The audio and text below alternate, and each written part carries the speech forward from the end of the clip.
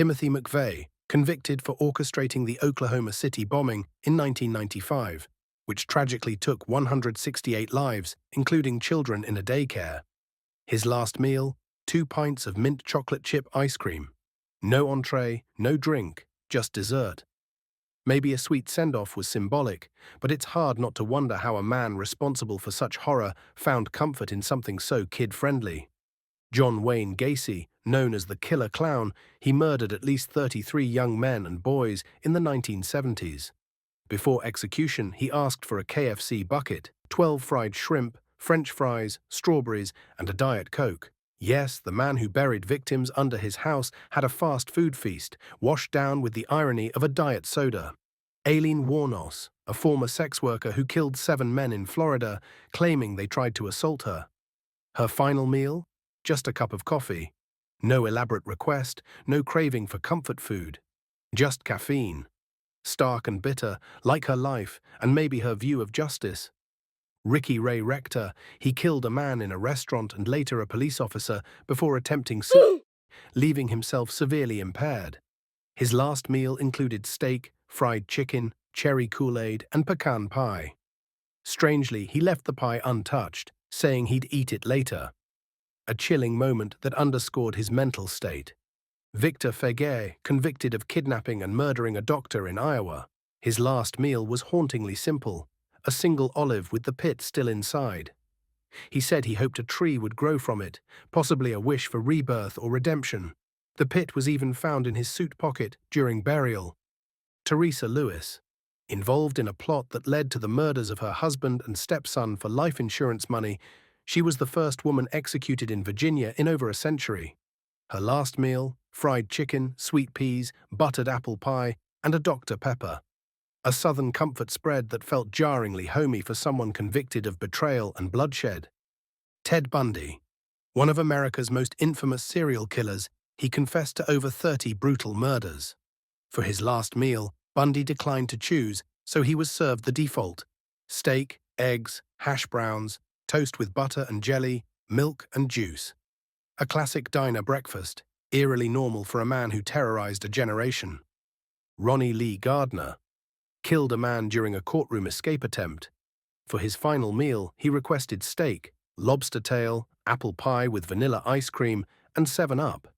He dined while watching the Lord of the Rings trilogy, yes, the entire 9+ hours.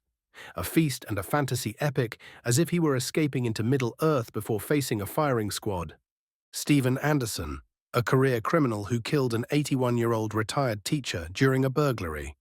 His bizarrely detailed last meal included 2 grilled cheese sandwiches, a pint of cottage cheese, peach pie, chocolate chip ice cream, and radishes.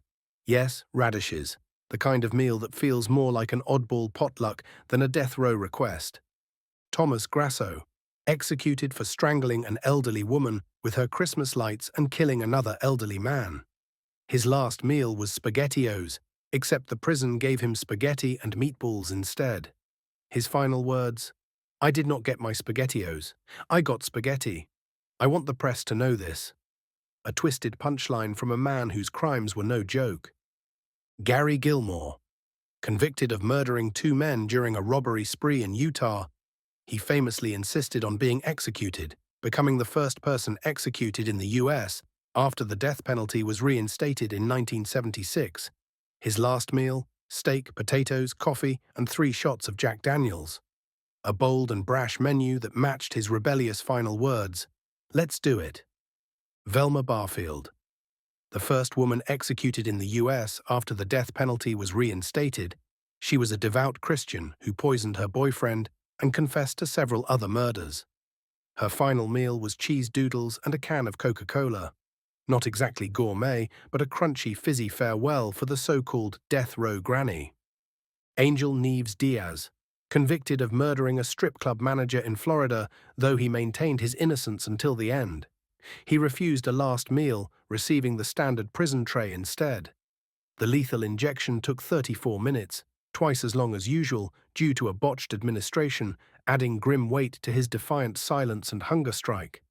David Leon Woods killed a man during a robbery and spent over 2 decades on death row. His last meal was pizza and birthday cake, which he shared with his family. The cake was not because it was his birthday. It was a symbolic gesture. His farewell felt almost like a party, but one with an irreversible guest list. James Edward Smith, convicted of killing a security guard during a robbery. His last meal request? A lump of dirt. He wanted to use it for a voodoo ritual. The request was denied, and he settled for a cup of yogurt. The magic may not have worked, but it made his final ask one of the strangest on record. Ronnie Threadgill, sentenced to death for shooting a man during a carjacking. For his last meal, he requested baked chicken, mashed potatoes with country gravy, vegetables, sweet peas, bread, tea, punch, and water. But here's the twist. Texas had just abolished special last meals, so he got the standard prison fare instead. His elaborate menu was rejected, marking a stark shift in execution customs. James Byrd Jr.'s killers. The three men convicted for the racially motivated dragging death of James Byrd Jr. in 1998 had varying last meal choices.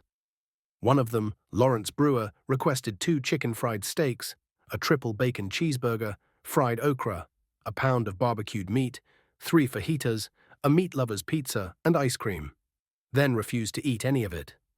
That stunt led Texas to ban all special last meal requests. Forever. Thanks, Larry.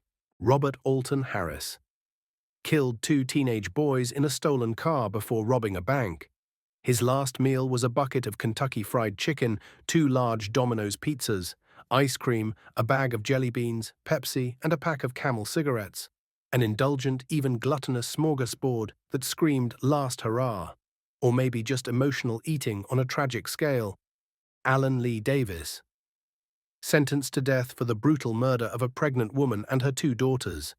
His final meal was lobster tail, fried potatoes, half a pound of fried shrimp, 6 ounces of fried clams, half a loaf of garlic bread, and a 32-ounce A&W root beer.